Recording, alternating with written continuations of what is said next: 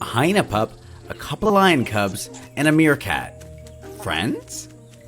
Okay, real talk. Hyenas and lions aren't exactly known for getting along, and under normal circumstances, a meerkat would merely be a snack for these guys. No, this isn't a Disney film. It's Lobi's Predator Park in South Africa. True story. These guys met when they were just babies. Kala arrived as an orphan after her mom was caught in a farmer's trap. Safari and Susie were rejected by their mother at birth. And little Pockle here was found wandering alone without his family. He was very cold. He was almost on the edge of dying, and I pulled him through. He might not be an apex predator like his pals, but you'd have to tell him that. I think Pockle thinks he's in charge. He's rough with them, he likes to play, but if they get rough with each other like the lion cubs and the hyena, then he will come in between. After a couple sad twists of fate, rather than hunt each other, these would-be foes would sooner share a plate. At least when Pockle has his way. When he's hungry, he will turn around and push his butt towards them. So he's pushing them out of the way so he can eat first. And they must be submissive. Yeah, he's the dominant one. Pockle's become somewhat of an intake coordinator for the sanctuary. When Kala first arrived here alone, it was Pockle who made her feel at home. Pockle! Pockle! Come, Pockle! Pockle and Kala like to play with each other. Pockle likes to jump on top of Kala's on his neck, or he will clamp down on him and think he can hold him back. And when activity time rolls around, you can really see the Napoleon complex come out. To stimulate curiosity, the cubs and pup are given large ostrich eggs, and Pockle the much smaller chicken egg. But of course, the little one wants what the bigger kids have. And what Pockle wants, Pockle takes. It won't last long. The orphans are growing fast, and soon their predatory instincts may kick in. Pockle's managed to avoid injuries so far, but Kala is starting to try out her strong jaws, which are designed to crush bones. Once she's full grown, her bite will be 5 times stronger than ours. So just imagine what it could do to a meerkat, even by accident. Meanwhile, the twins will soon be 200 times bigger than Pockle, which means their wrestling days are numbered. In a few weeks, the natural-born predators will be relocated to larger enclosures fit for larger carnivores. Kala and the lions and Pockle, they all stay together now. They are friends. But when they're a bit bigger, size is going to be a big issue. They need to go back with their own species, so that's difficult for them to be together forever. Okay, so they're not destined for your typical run-of-the-mill Hollywood ending. But come on, even Disney couldn't script a friendship quite like this.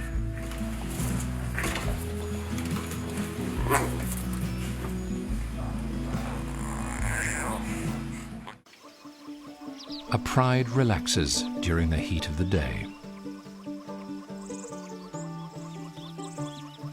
While they rest, there's plenty of time for play and bonding.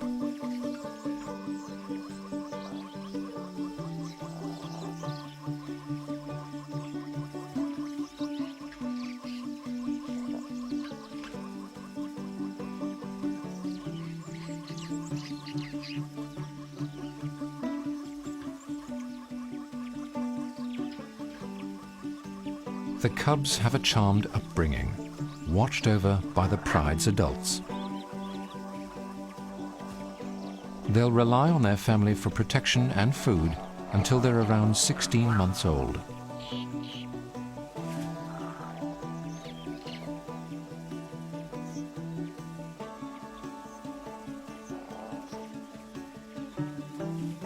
Their mother has spent her whole life living with her female relatives in this pride. And she'll get important help from her sisters, the cubs' aunts, in raising them.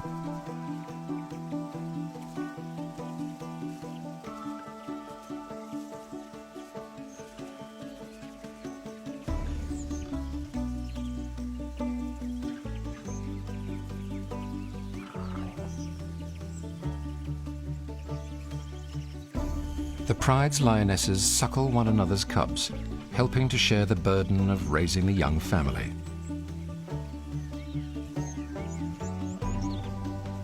While they don't have a breeding season, reproduction is often synchronized within a pride. Lionesses give birth to litters of between 1 and 4 cubs at roughly the same time. This means that all of the cubs are similar sizes, avoiding competition at feeding time, giving everyone an equal chance at survival. While the cubs begin to eat meat at just over 2 months old, they will continue to suckle to the age of 6 months before being weaned.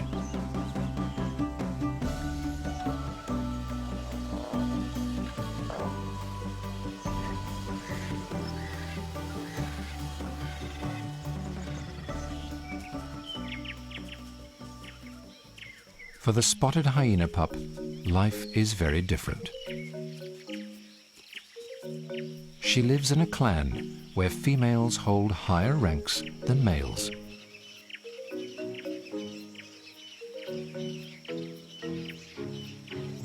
Weighing around 150 pounds, the pup's mother is a full 20 pounds larger than any male.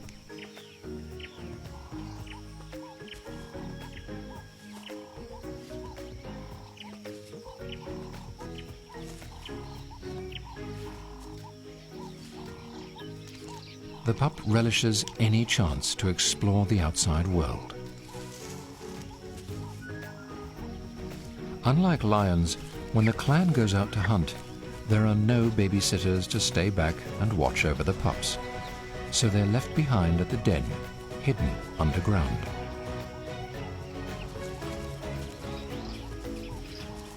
The young hyena was born with well-developed teeth. But for now, she lives exclusively on her mother's milk and will do so until she's almost 9 months old.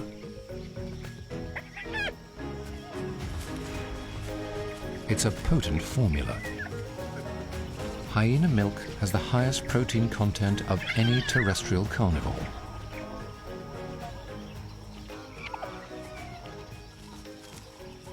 Unlike in lion prides, her mother receives no help in suckling or raising the youngster. And without synchronized breeding, hyena packs often include young of varying ages. As a result, the pup has a number of older cousins.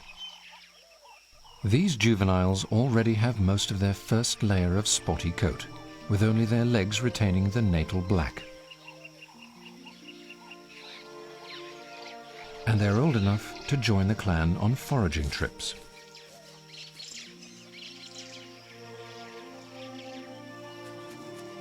Females remain with the clan for life, but males will leave when they reach sexual maturity in a year or 2,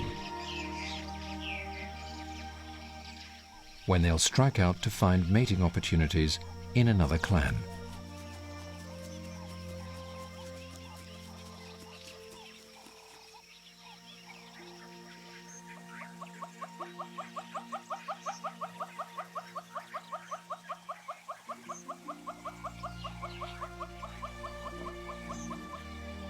The female lion cubs will spend their entire lives in this pride.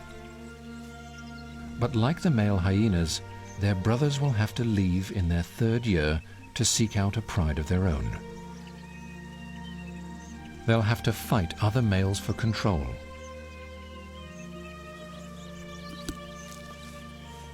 And these pride takeovers can have a gruesome result.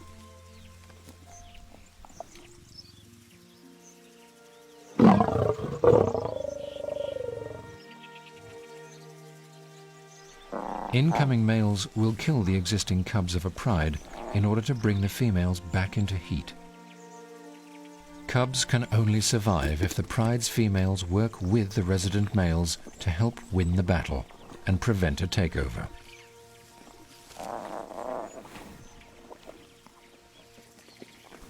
The biggest danger to lion cubs is the vicious disposition of adult males muscling in on their pride.